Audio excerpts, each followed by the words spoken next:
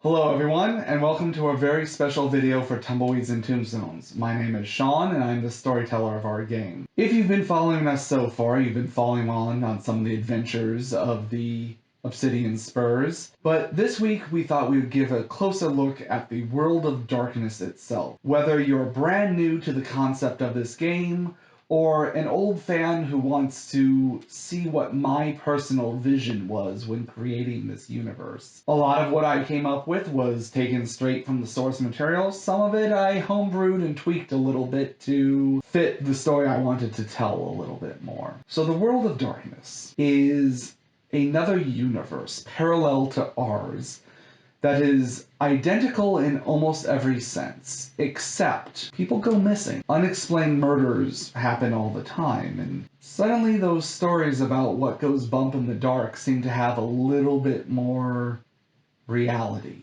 to them. Now, those who believe in the supernatural and those who don't have about the same scale as those in our universe. There are some who are true believers that there's something out there in the dark. There are some that know firsthand because they've experienced it. And then there's the mass population that believe that that's all just myth and lore and stories. In the world of darkness, there are many creatures that roam in the supernatural plane. Whether it be mortal mages that have learned to harness the powers of the universe to bend reality to their whims and create avatars of great magical power, whether it be lupine or werewolves that have learned to change shape into their bestial nature and guard the natural world from the corruption from the other side. Other creatures like the Fae, or changelings, as they like to call themselves, that, well, let's just say their reality is a little bit different than everyone else's. Or more importantly, sticking to the main focus of our game, vampires, or as they're often known, kindred. Vampires are about as old as humanity themselves, and there's a couple different rules of thought within the universe of the world of darkness of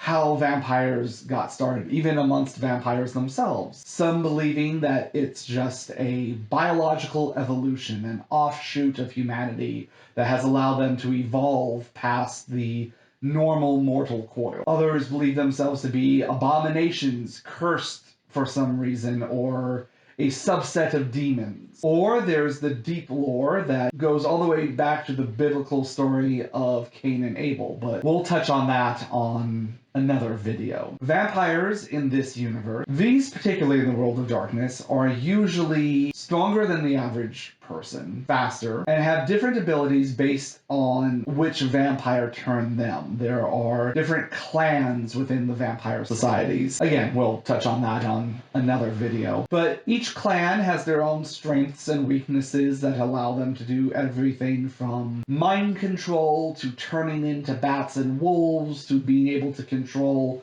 the very elements themselves. All vampires are very vulnerable to sunlight, as it is deadly for most of them, have the unyielding thirst for blood in order to gain sustenance, have to bed down for the dawn and become dead once more during the daylight hours, are unable to reproduce other than biting and draining another human and having them drink their own blood to create more of them. And in this universe, each have a specific weakness based on their family line. Vampires also have a very strict fear of flame, the burning of it being very dangerous to their undead skin. Now, the average vampire is going to be okay with controlled fire, whether it be a gas lantern, the lighting of a cigarette, something very small and insignificant like that. A larger flame, like a campfire or a torch, might cause a little bit of uneasiness, while things like explosions or wildfires will send them into a complete panic. The curse of vampirism runs even deeper, where every vampire has something within them known as the beast. Now, vampires have spent their entire unlives trying to comprehend the nature of the beast. Some think it's their id, their psyche amped up to 11, making them give in to all their base animalistic desires. Others believe that the curse of vampirism actually implants a little sub-demon that's a whole separate personality from the vampire's normal mortal consciousness that drives them to do what they do. The debate goes on, and there is no one set belief, but what is true is whenever a vampire is extremely hungry, extremely afraid, or filled with rage, the beast has a chance of bubbling up to the surface. In those moments, a vampire loses control of themselves, gives in to these base instincts, and has to satisfy the beast, whether it be running away from the fear, quenching their thirst, or destroying the source of their rage. Vampires as a whole frown upon allowing the beast to take control. It causes too much mess. It leads to too many questions from mortals. If given into too many times, can leave the vampire in a permanent state of being in what's known as frenzy, where the beast is in complete control of their every move and action. A vampire that has given themselves over to the beast is no better than a base animal. And oftentimes other vampires will seek out such creatures and put them down like rabid dogs as to not let the rest of the world know of their existence. In fact, that's why the name of the game is Vampire the Masquerade. The Masquerade is something that vampires within the last couple hundred years have decided to take on in order to hide themselves from the mortal world.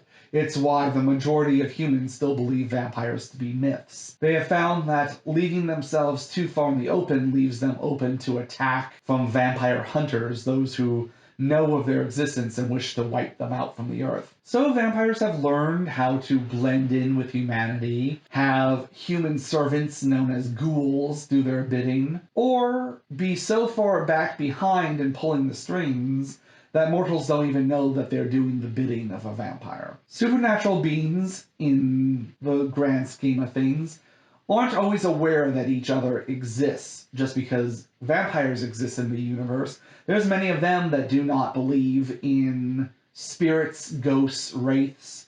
Yet there's a clan of vampires who lord themselves as necromancers, who claim to be able to wield such beings as their slaves. So it leaves it up to each vampire's discretion and experience on what other supernatural beings exist in this universe. Beyond that, history rolls out as it has in our universe, just maybe with different creatures pulling the strings. That's a good overview on the World of Darkness. In future weeks, we're going to touch on the gameplay aspects of the mechanics of the game, the different clans of vampires, the history of vampires, to give everybody a better understanding of this universe. I hope you found this video entertaining. We look forward to seeing you again on Tumbleweeds and Tombstones, and maybe tonight leave the light on just for a little bit longer. We'll see you soon.